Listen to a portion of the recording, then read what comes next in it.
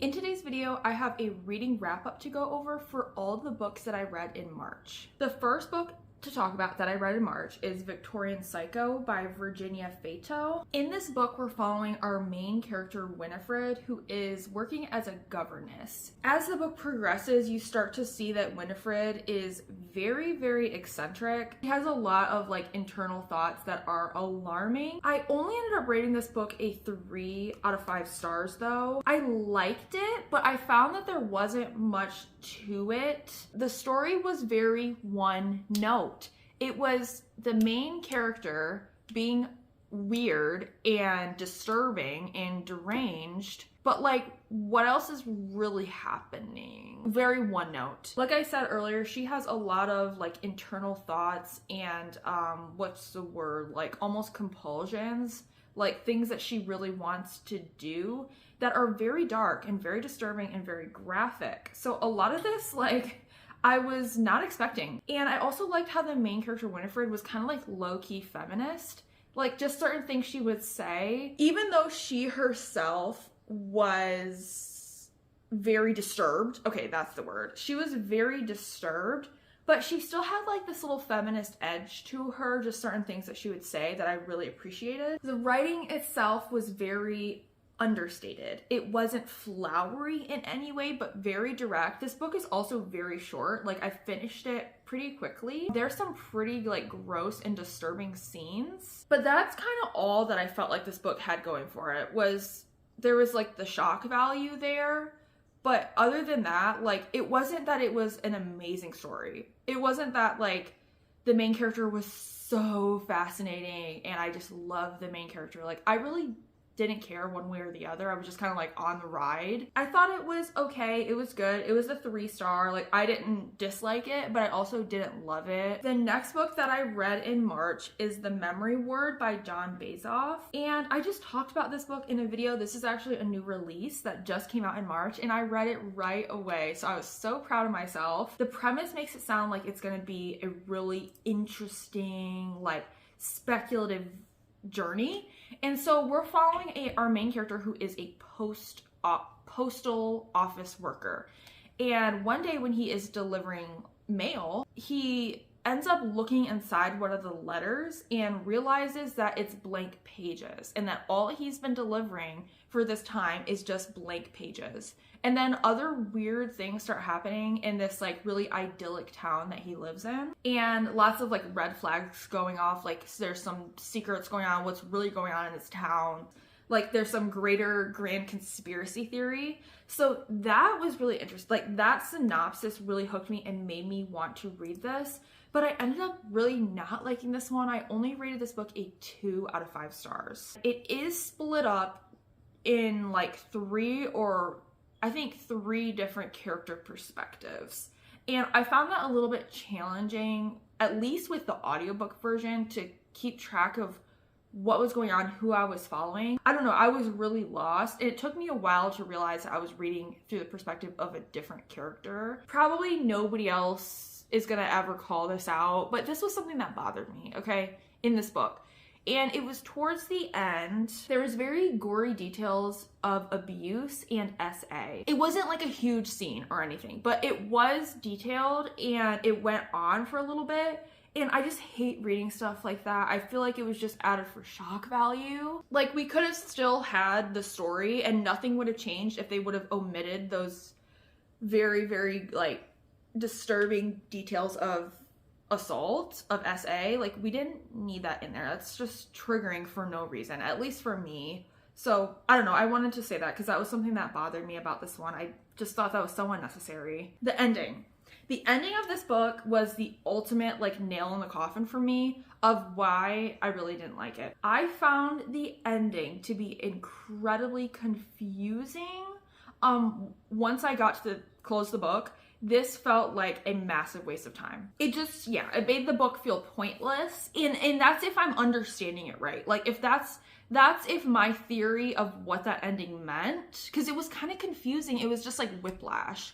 Like the last 2 paragraphs, there was like a twist and I felt whiplash and I felt confused, and then it made me wonder if this whole thing was like just for nothing. I can't say more without spoiling it. The memory ward starts with an intriguing premise, weaving themes of memory manipulation and trauma. While the novel offers some suspense, it falls short in many areas, ultimately leaving more questions than answers. The next book to talk about is called Deliver Me by Elle Nash. So in Deliver Me, we are following our main character whose name is 𝐷𝐷, and basically she works at a slaughterhouse, like cutting up chickens for a living. She has a series of miscarriages, and then after the miscarriages, she becomes pregnant again, and she is determined to carry this child to term. This main character was very delusional and very like single-minded.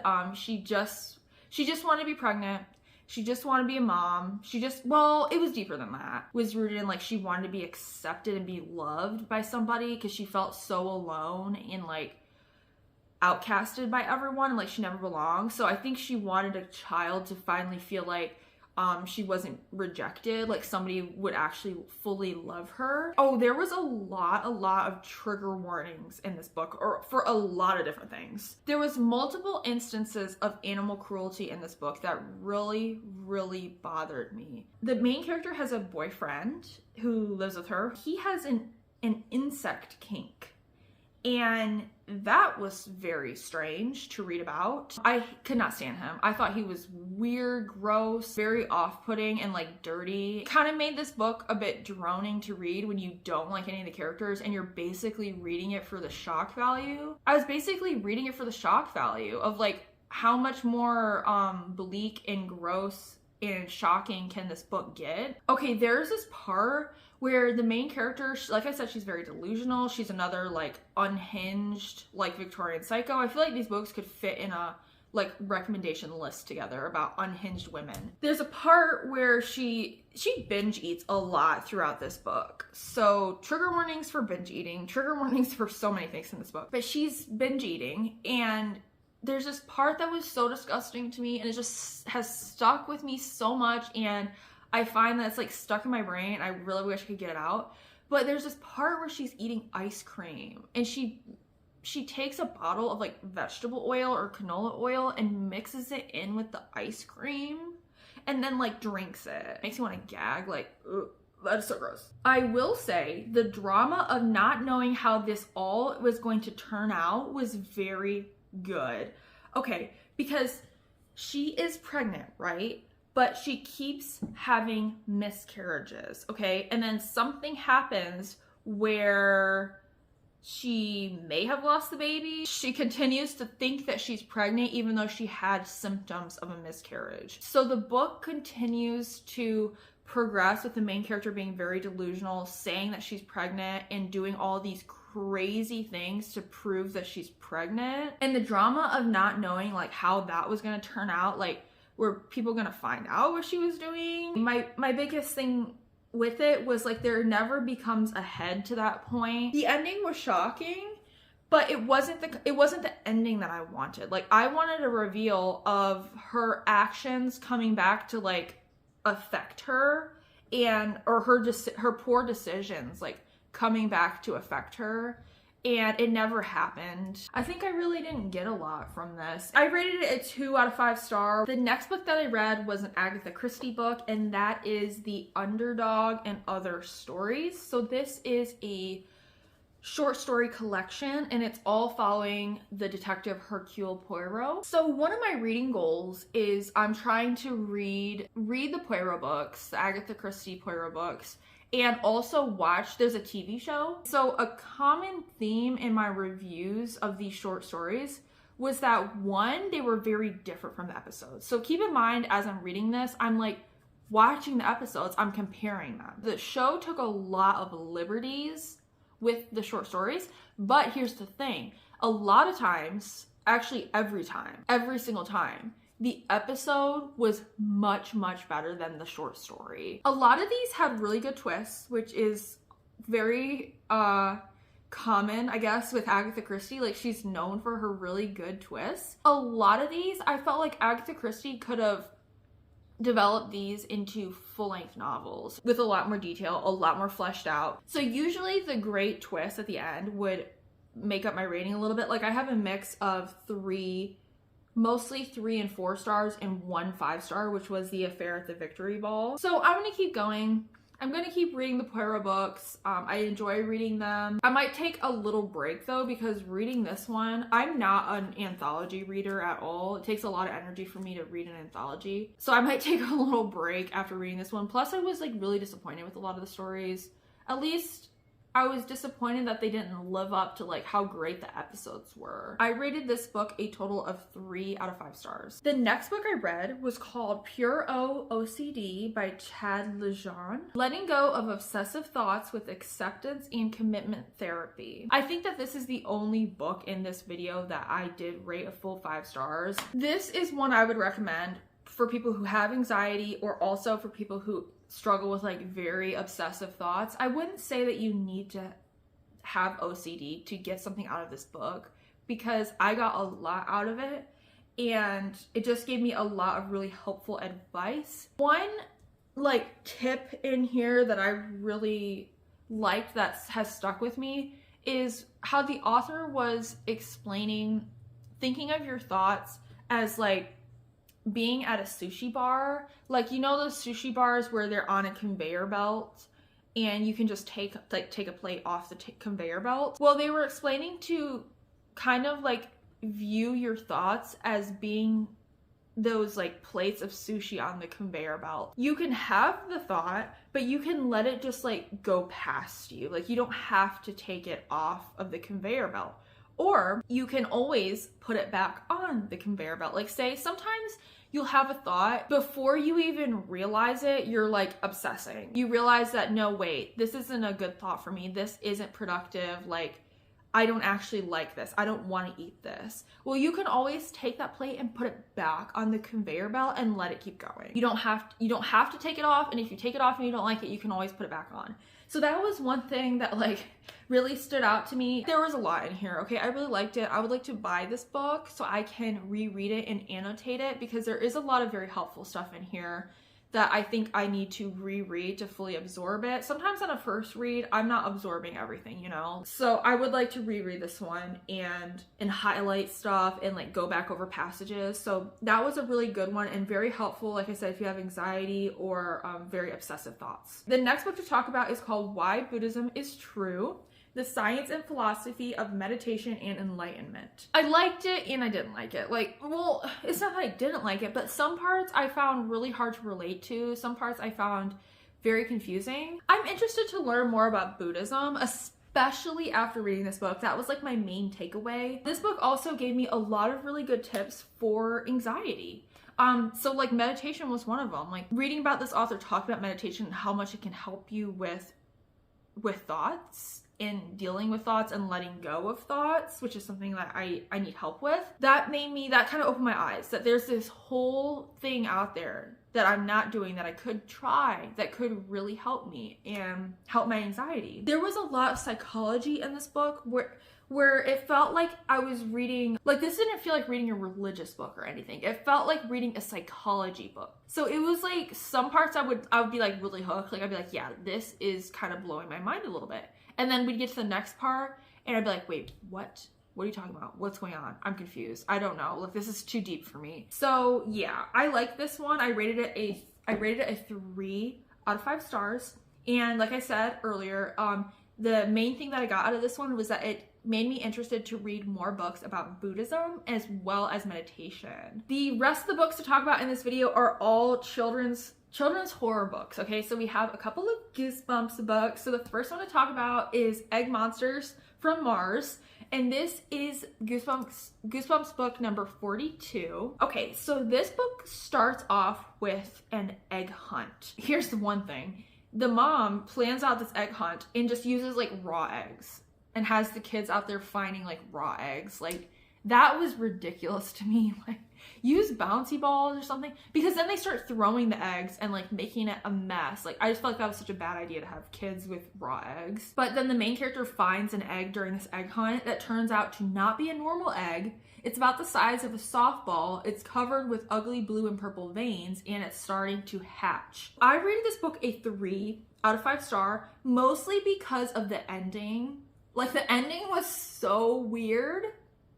The ending was so weird that I gave it like an extra star for the ending, because I kind of liked it. I kind of liked how weird it was. Like, what? Maybe the weirdest thing I've ever read. Yeah. This is one of the silly, not scary ones. At 42% in, I said R.L. Stine must have been out of ideas with this one. Like, he must have been, okay, because I could probably rate this one a 2 star. Like, I liked it. This book really surprised me, the ending. And it's not even like, please don't go read this and be like, oh my God, what's this amazing ending? It's not even amazing, okay? It's just weird.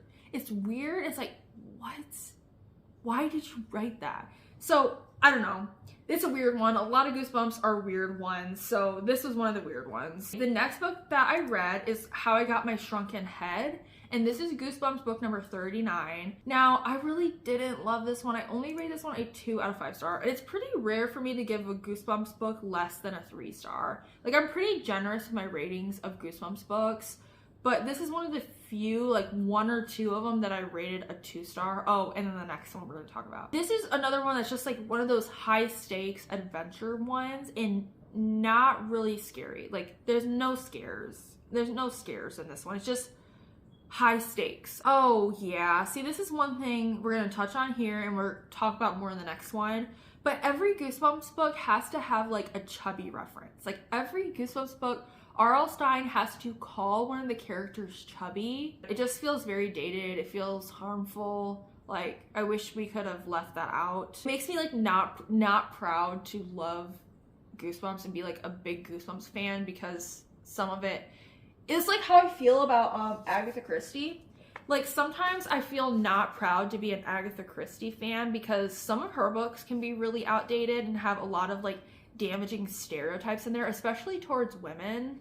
Like, that's one thing that I've noticed reading a lot of Poirot books, is that there'll be moments where she says something really like a very, very harmful stereotype about women, and it drives me nuts, and it makes me like not proud to read the books. Same thing for this. I listened to this on audiobook. I didn't read this one physically. Usually I do. Usually I do read them physically, but some of them I get on audio through my library, and I've been trying to read them that way as well. There's this word that the main character has made up. It's called 𝚫𝚃𝙷.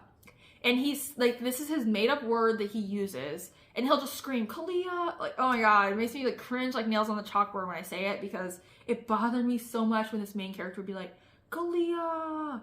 Like, I was starting to have a physical reaction, like cringe nails on a chalkboard. Like, stop saying that dumb made up word in that way that you're saying it. And this one didn't even have a fun twist. Like, I was not impressed. I was not impressed by this one. I thought it was a little bit ridiculous. I thought it was kind of boring, kind of silly, and not very enjoyable. So I only rated it a 2 out of 5 star. The last Goosebumps book to talk about, then we have one more. But the last Goosebumps book to talk about is Say Cheese and Die Again. This is Goosebumps book number 44. This book was so frustrating.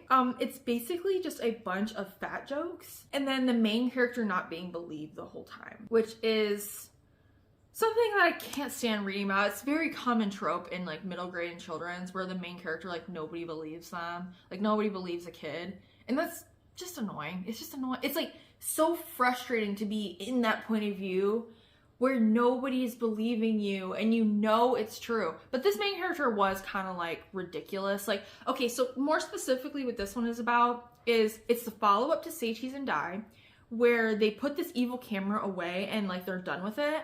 But the main character is at school and he has to give this true report of a story, like a true story of something that has happened to him. So he gives a report talking about this evil camera that him and his friends found like over the summer. And of course that teacher would not believe you. Like, why would your teacher believe you about this evil camera? And this kid's gotta be like 10 years old. Like, he would have to know better. that you can't tell the story of this like magical camera and think this old teacher is going to believe you. Like, he's never going to believe you. So the teacher threatens to give him an F on his report unless he can prove that he was telling the truth the whole time. And like, well, I don't think he ever believed that. No, he didn't believe him, but he did say that if you can prove it's true, then I'll change your grade. But he doesn't think he can prove it's true. He thinks it's fake. So then the main character tries to go find the camera again, and like basically the whole book he's trying to show it to his teacher and prove that it really is an evil camera, and bad stuff starts happening because of course they start taking pictures again. Bad stuff starts happening to the characters. And so it was really frustrating. Okay, so here we're going to talk about the fat jokes again.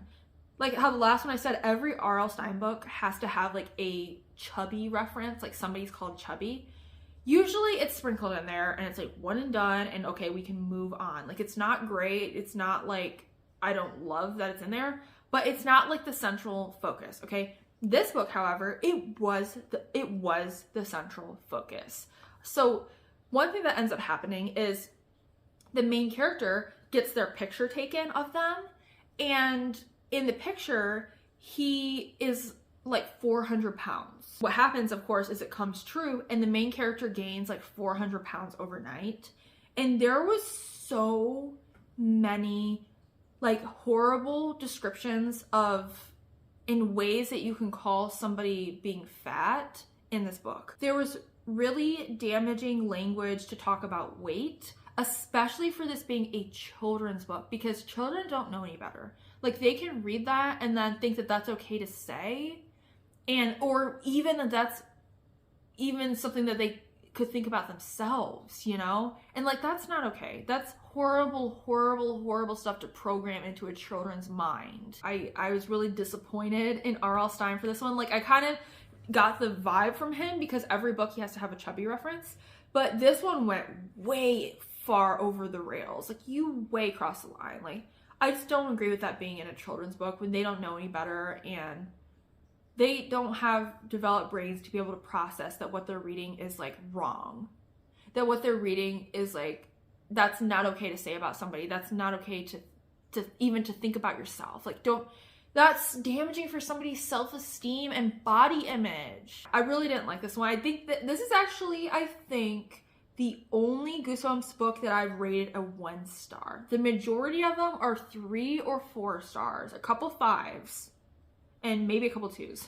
But I think this is the only one I've rated 1 star, and I stand by the 1 star. I don't think that this was a good book. I don't think it was necessary. Still has a really cool cover though. Like that cover, the covers are always amazing. Like you can never fault the original Goosebumps covers. Have no fault.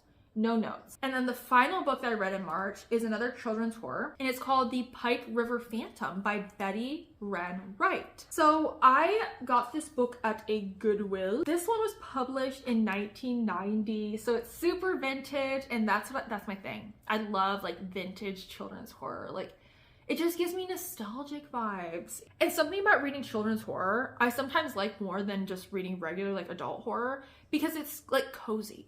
It's like cozy, it's nice. Usually there's not a lot of trigger warnings, you know? It's just like to the point, it's quick. Sometimes has a fun ending. We're following the main character, Charlie, goes to live with his grandparents. And his cousin Rachel also is living with the grandparents at this time. When Charlie tells Rachel about the strange woman he saw in the abandoned house down by the Pike River, Rachel doesn't believe him at first. But she's making a mistake, a big mistake, because the woman Charlie saw is really a ghost and she's coming to get Rachel. I was craving more. This book spends a ton of time building up the small town atmosphere and focusing on the characters and like character development. That's the majority. And I wanted more of the Phantom. I wanted more of like interacting with the Phantom or this like the creepy old lady, like interacting with that house, like seeing it more. It's more about the main character Charlie dealing with his issues with his family. It's more about that, which I guess maybe kids who are reading this could relate to that more. But I was like interested in the Pike River Phantom. Like I wanted more about the creepy old lady, about the house. Like give me more of that. And it is in there, like there are parts, but I just wanted a little bit more. So I rated this book a 3 out of 5 stars. It was good, but it wasn't like amazing. That is all the books that I have to talk about in this video. If you guys have read any of these books, if you have heard of any of these books, please let me know what you thought about them. But other than that, thank you so much for watching, and I will see you in the next video.